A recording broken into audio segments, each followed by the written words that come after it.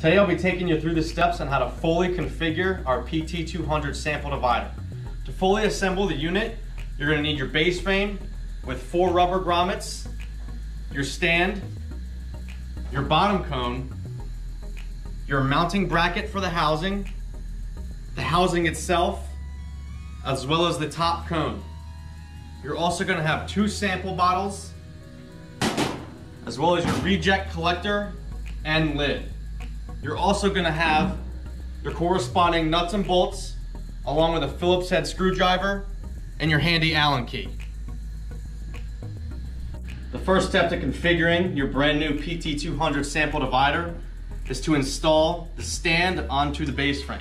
What you're going to need for this is 4 complementary bolts. You're going to need a great handy Allen key. So what you're going to do is screw them into the 4 corresponding holes right at the bottom of the base frame.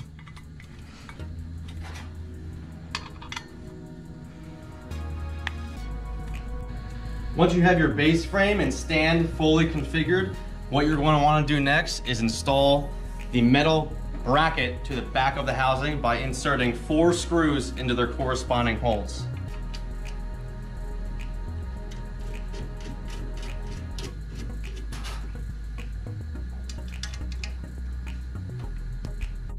Once you have the mounting bracket onto the back of the actual housing, what you're going to do is line it up with the 4 corresponding holes on the back of the actual stand.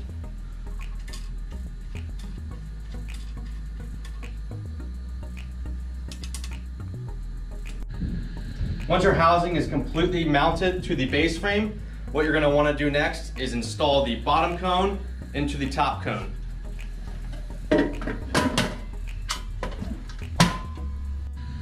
Once the bottom cone is installed, what you're going to want to do next is install your reject collector and lid into the bottom of the bottom cone. Once your reject collector is installed, you're going to want to install your sample bottle into the corresponding outlet. The DR100 vibratory feeder for your PT200 sample divider comes fully equipped with the drive unit itself, the push feed chute and holder, along with the hopper and fixture. The first step to assembling your DR100 vibratory feeder is to screw in the holder for the push feed chute by inserting 2 screws into the corresponding holes.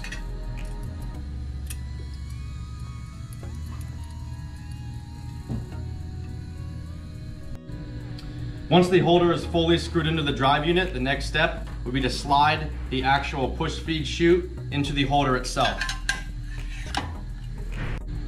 Once your push feed chute is installed, the next step is to install the fixture onto the mounting rod of the drive unit.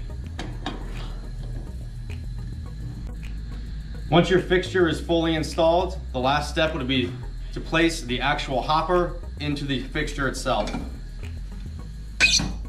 To sync the 2 units together, take your provided data cable and insert it into the back ports of each unit.